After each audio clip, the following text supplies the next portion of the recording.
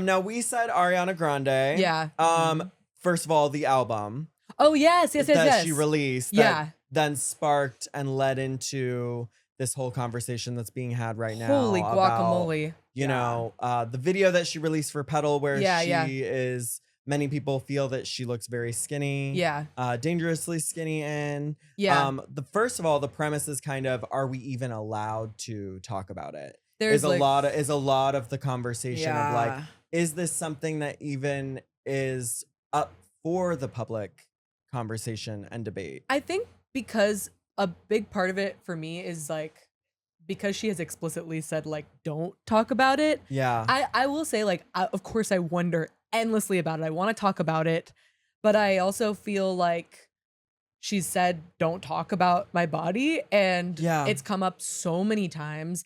I don't know what her situation is. I adore her. I love her music. And it was like weird because I was in such denial about loving her music for like a long time because I thought she was kind of like cringy, like, I don't know, 7 years ago. Really? But I would like listen to her nonstop, but I was like, I don't like her that much.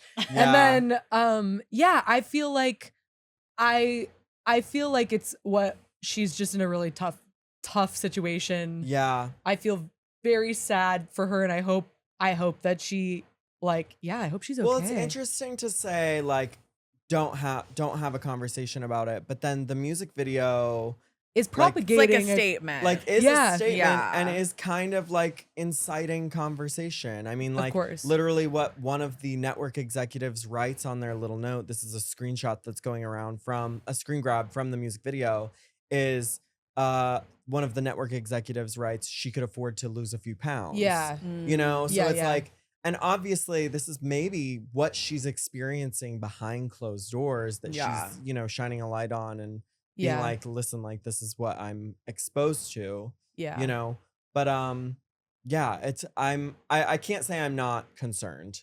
Absolutely. You know, seeing all of it. She's so talented, and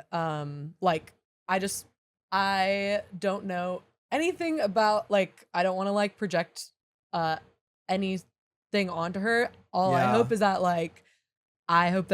she gets like some peace, because I can imagine, like, we know, I mean, you're literally named after Britney Spears. Yes. And like pop stars, I was just about to say the same go thing. through so much shit. Princess Diana, like all these like icons who have gone through it with so much scrutiny, and I really feel for all of them, and I think she is also in that same situation. Totally. You know what I mean? Well, and also, like, you know, we're obviously being very like gentle and like talking in a gentle way, but when it comes to the internet, people are screaming at a level 10. You know what I mean? Yeah. And like, I obviously, as you mentioned with Britney, like I've been thinking a lot about that too, where it's like, this person needs help. This person needs help. Like there's such an intensity to the fandom. A parasocial relationship. Of parasocial relationships that title. Parasocial. Get out there. Parasocial. Please stand up, girl. But it can be so intense, and like, you know, in 2007 when Britney was going through her things, like people were so intense about her getting help that she was then locked up. You know, so it's I think that like, you know, and also Ariana has just had shit. I mean, she is a workforce. Like, you know, like she just finished this wicked press tour, grand tour for like 10 years. It feels literally like it literally feels like that was so long.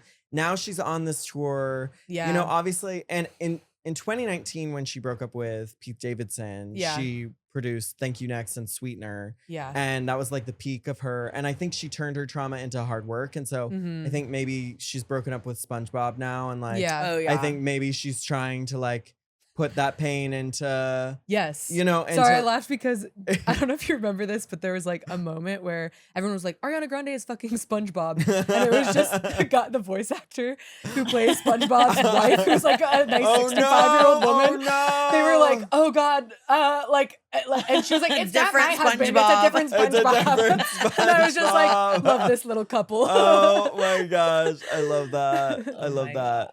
But yeah, I you know, I've been thinking also about the thesis of my drag, you know, and I think that my drag is also kind of a revenge on the culture that tried to destroy my idol. Yeah. Yeah. You know? Yeah, and yeah. like, I think just beautiful. the intense scrutiny of like, and the intense attention and like, because what people don't see, obviously we criticize celebrities all the time, but like, you know, I saw this is so ADD, but I saw Taylor Swift at the iHeartRadio Music Awards and like seeing how crazy people act around her all the time.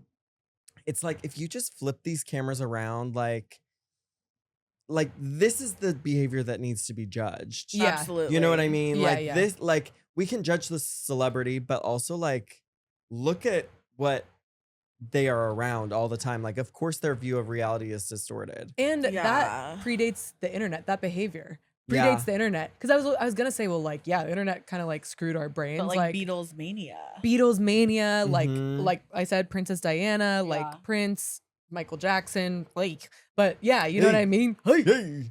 Yeah.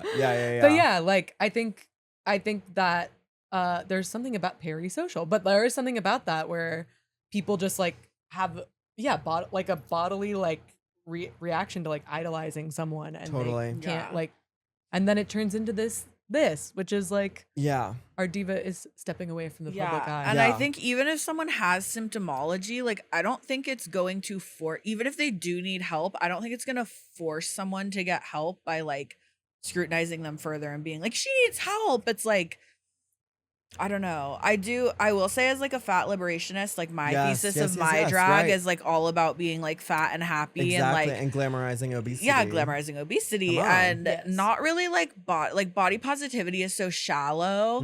I think like body neutrality is really important though. Like just being able to, that's being a conversation. Yeah, just being able to feel like at home and at peace with your body. And like I just wish that for her, because I don't know if I don't pretend to know what she feels, but it seems like she might not feel that way, and I just hope that when she takes a step back from the public eye, she can feel that like peace and like sense of home in her body. Yeah. Did you read Jeanette McCurdy's book? Yes, I did.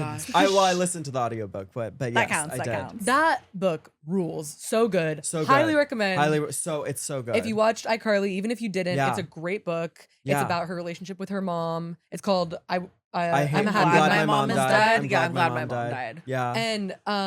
And she obviously like also acted with Ariana Grande, so there's like a little section about that too, and like her perception of Ariana while Jeanette McCurdy had an eating disorder too. Yes. And I mean, it's not like she like goes into talking about Ariana Grande's relationship with her body, but I just think it's like it's such a great book, and another like well, and being a teenage girl, comparing yourself to another teenage girl in this like weird ass environment, and like, and you know, again, like the amount of trauma that Ariana has endured, not just because fame is a trauma in and of itself. Yeah. She was in the Quiet on Set Nickelodeon documentary, like with all the weird Dan Schneider stuff. We have no idea what happened with her and all the Dan Schneider stuff. Scary. Children should never be actors. Yeah, I know. I mean, they in community theater. But in community theater and school plays. I'm a screenwriter, and I'm never writing a part for a child ever. Yeah, like no. I know. It's crazy. It's insane. And